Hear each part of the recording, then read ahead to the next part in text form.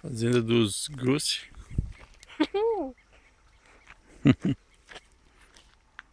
Zuleika.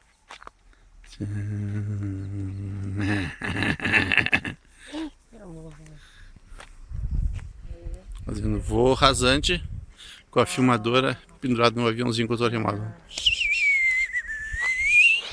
Vai passar bem no nariz. Lupin.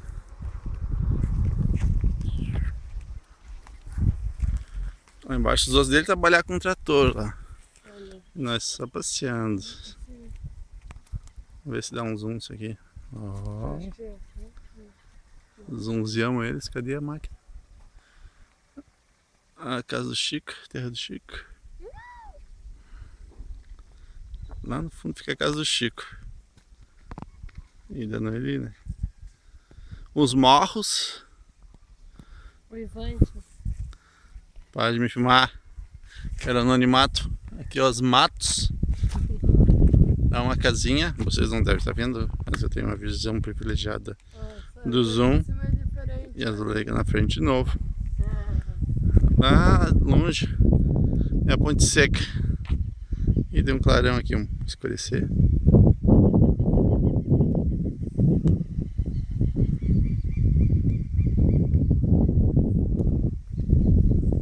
Essa linha. Legal.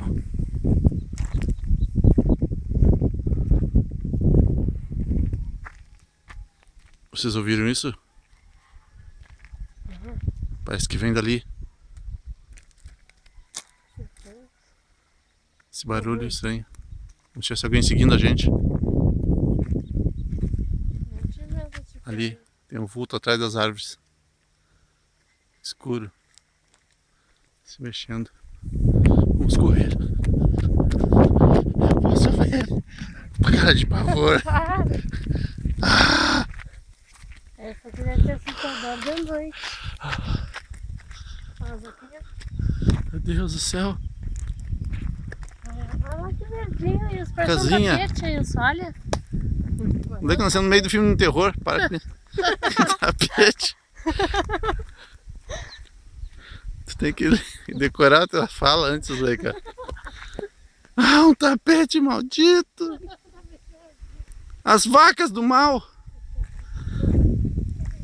Esperem por mim, não fujam. Ah, uma folha caiu no chão.